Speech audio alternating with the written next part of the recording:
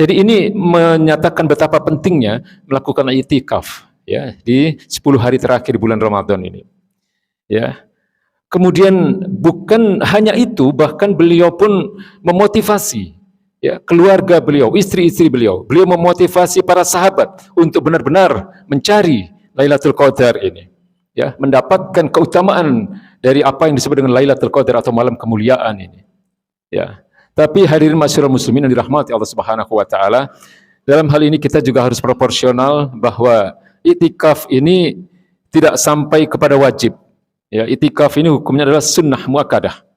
Ya, dan ketika ada hal-hal yang hukumnya wajib, tentu tidak harus seseorang harus 24 jam berada di masjid.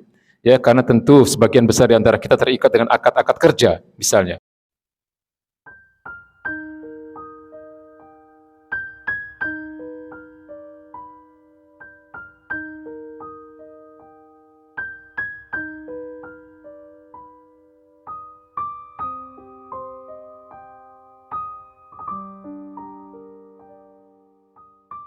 Amin ya rabbal alamin. Salawat dan salam senantiasa kita curahkan bagi junjungan kita yang mulia, baginda Nabi besar Muhammad sallallahu alaihi wasallam serta seluruh keluarganya, para sahabatnya dan para pengikutnya. Dan semoga kita semua yang hadir pada siang hari ini di masjid yang mulia ini dalam rangka menjalankan kewajiban kita sebagai kaum muslimin melaksanakan salat Jumat berjamaah, semoga Allah golongkan kita menjadi bagian dari umat beliau sallallahu alaihi wasallam yang senantiasa istiqomah di dalam menegakkan sunnah-sunnahnya. Karena dengan menegakkan sunnah-sunnah beliau itulah insyaallah kita berharap bisa mendapatkan syafaat beliau di yaumil akhir nanti. Amin ya rabbal alamin.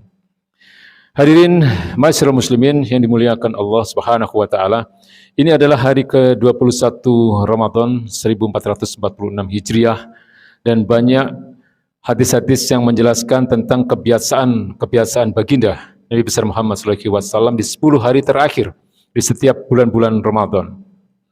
Kalau di hari-hari sebelumnya saja, di bulan-bulan Ramadan, Nabi sudah meningkatkan volume ibadah beliau. Di hari pertama sampai dengan hari ke-19, beliau meningkatkan volume ibadah beliau, di antaranya adalah beliau memperbanyak membaca Al-Quran, beliau memperbanyak sedekah, kemudian beliau memperbanyak bertakarub kepada Allah Subhanahu wa taala.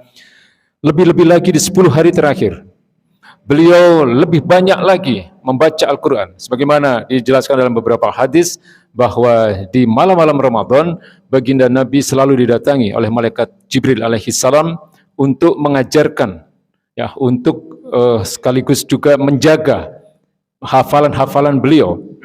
Jadi ini adalah bentuk penghormatan dari Allah Subhanahu wa taala kepada Rasulnya, sehingga bacaan Quran baginda Nabi besar Muhammad SAW itu tidak pernah salah dan hafalan beliau pun tidak pernah hilang. Lalu beliau juga memperbanyak sedekah. Kemudian beliau melakukan apa yang disebut dengan i'tikaf. Jadi Nabi benar-benar mengejar apa yang disebut dengan Lailatul Qadar, yang di dalam Al-Quran Allah katakan Lailatul Qadr khairu min alfi syahr. Ini seringkali dimaknai salah oleh banyak orang. Ya, dikatakan bahwa Lailatul Qadar itu sama dengan 1000 bulan. Lailatul Qadar itu sama dengan kira-kira 83 tahun lebih sekian bulan. Padahal diksi yang diambil oleh Allah Subhanahu wa taala itu adalah khairu min alfi syahr. Lebih baik dari 1000 bulan. Jadi orang-orang yang mendapatkan Lailatul Qadar itu bisa saja dia dapat 2000 bulan, dapat 5000 bulan, dapat 10.000 bulan. Tergantung kualitas masing-masing hambanya dari sisi keimanan maupun ketakwaan mereka. Jadi bukan hanya sama dengan 1000 bulan, tapi lebih baik daripada 1000 bulan. Lalu tentu penting bagi kita untuk memahami apa itu i'tikaf. I'tikaf secara bahasa maknanya adalah berdiam diri atau mengurung diri di satu tempat. Dan secara syar'i, i'tikaf ini maknanya adalah berdiam diri di masjid jami dalam rangka untuk mendekatkan diri kepada Allah Subhanahu wa taala, bertakarrub kepada Allah Subhanahu wa taala dengan menjalankan berbagai macam bentuk ibadah, membaca Al-Qur'an, berzikir, beristighfar, ya, kemudian memohon hidayah dan seterusnya. Dari Ibnu Umar radhiyallahu an, beliau mengatakan kana Rasulullah sallallahu alaihi wasallam ya'takiful asral awakhir min Ramadan. Ya, Ibnu Umar mengatakan bahwa baginda Nabi besar Muhammad sallallahu alaihi wasallam selalu beriktikaf di 10 hari-hari terakhir di bulan Ramadan. Lalu kemudian dari Siti Aisyah radhiyallahu anha, beliau mengatakan anna Nabi sallallahu alaihi wasallam kana ya'takiful asral awakhir min Ramadan hatta tawaffahu Allah summa itakafa azwajuhum min ba'dihi. Jadi Siti Aisyah radhiyallahu anha mengatakan bahwa baginda Nabi selalu melakukan apa yang disebut dengan itikaf ini di 10 hari terakhir di bulan Ramadan. Lalu beliau katakan hatta tawaffahullah, sampai Allah mewafatkan beliau.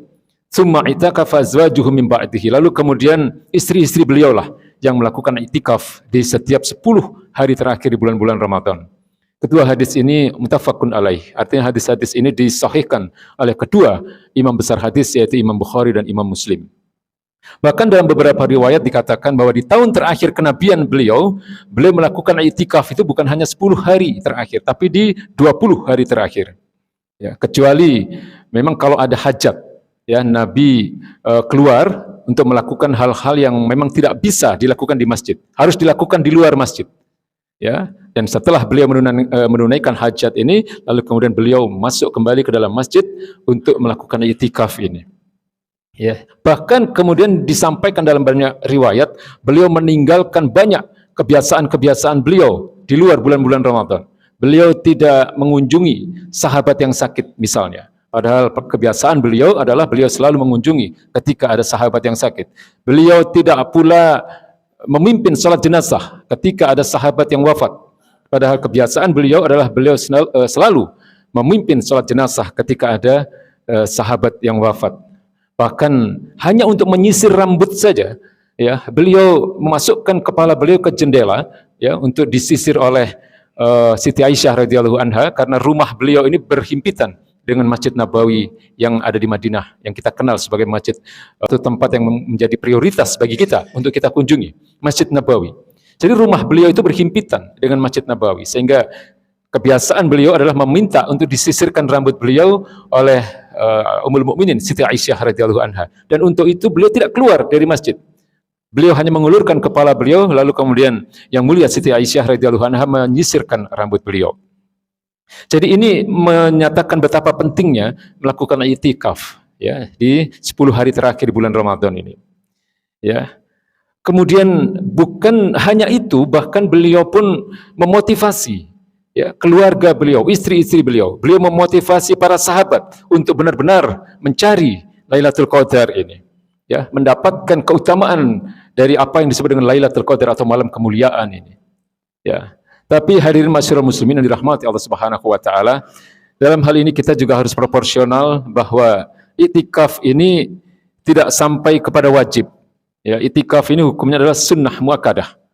Ya, dan ketika ada hal-hal yang hukumnya wajib, tentu tidak harus seseorang harus 24 jam berada di masjid. Ya, karena tentu sebagian besar di antara kita terikat dengan akad-akad kerja, misalnya. Kita harus mencari nafkah, atau ada hal-hal yang wajib yang harus kita laksanakan di luar masjid, misalnya. Ya, tentu tidak masalah. Artinya diperbolehkanlah seseorang itu itikaf tidak harus 24 jam selama 10 hari itu.